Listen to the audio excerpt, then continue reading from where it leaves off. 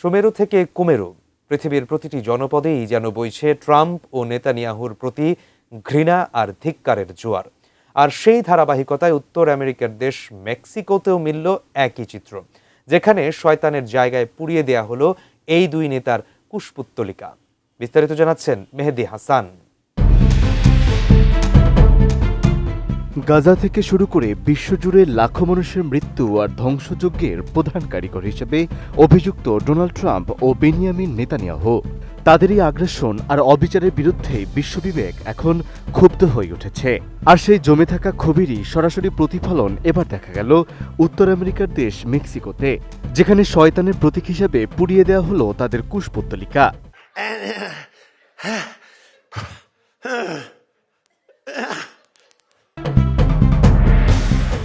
এই ঘটনাটি ঘটে গেল 4 এপ্রিল মেক্সিকো সিটিতে, যেখানে আয়োজিত ঐতিহ্যবাহী জুডাস পড়ানো উৎসবে ট্রাম্প ও নেতানিয়াহুকে এক শরীরের দুই মাথা যুক্ত প্রতীকে উপস্থাপন করা হয়। দেশটির প্রচলিত এই উৎসবটিতে প্রতিবছর যেখানে শয়তানের মূর্তি পোড়ানো হয়, সেখানে এবার দুই নেতাকেই শয়তানের জায়গায় বসানো হয়েছে। এরপর জনতার সামনে প্রকাশ্যে আগুনে দগ্ধ করা হয় কুশপুত্তলিকা দুটি।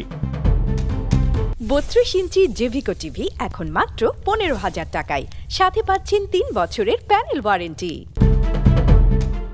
মূলত এই উৎসব যীশুখ্রিস্টের সঙ্গে জুডাসের বিশ্বাসঘাতকতার স্মরণে পালিত হলেও সময়ের সঙ্গে এটি ধীরে ধীরে রূপ নিয়েছে প্রতীকী প্রতিবাদের এক শক্তিশালী মাধ্যমে, যেখানে সাধারণ মানুষ সমসাময়িক বিশ্বের অন্যায়, আগ্রাসন এবং রাজনৈতিক শত্রুতার বিরুদ্ধে নিজেদের অবস্থান প্রকাশ করতে কুশপুত্তলিকা দহন করে থাকে। এই প্রেক্ষাপটে আয়োজকদের অবস্থান স্পষ্টভাবে উঠে এসেছে। মধ্যপ্রাচ্যে চলমান যুদ্ধ এবং মার্কিন নীতির বিরুদ্ধে জমে থাকা ক্ষোভ থেকেই ট্রাম্প ও নেতানিয়াহুকে বেছে নেওয়া হয়েছে। একই উৎসবে মেক্সিকোর প্রেসিডেন্ট ক্লৌদিয়া শেইনবামের প্রতীকও পোড়ানো হয়েছে, যা সামগ্রিক রাজনৈতিক অসন্তোষের একটি বিস্তৃত চিত্র তুলে ধরে।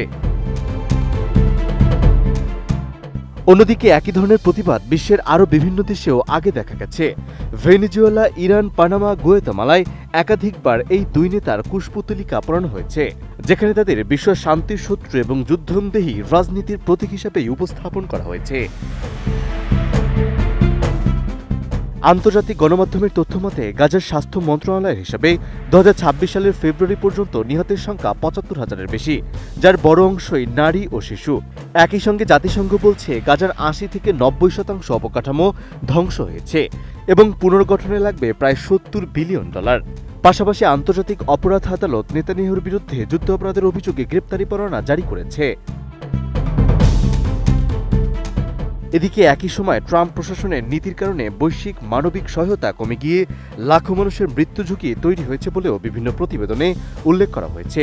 একই সঙ্গে ইরানের সামরিক হামলার সিদ্ধান্ত পুরো অঞ্চলে নতুন করে সংঘাতের বিস্তার ঘটিয়েছে, যা পরিস্থিতিকে আরও জটিল করে তুলেছে। সব মিলিয়ে মেক্সিকোর এই কুশপুত্তলিকা দহন শুধুমাত্র একটি উৎসবের অংশ নয়, বরং বিশ্বজুড়ে দীর্ঘদিন ধরে জমে থাকা ক্ষোভের প্রতীকী প্রকাশ হিসেবেই সামনে এসেছে।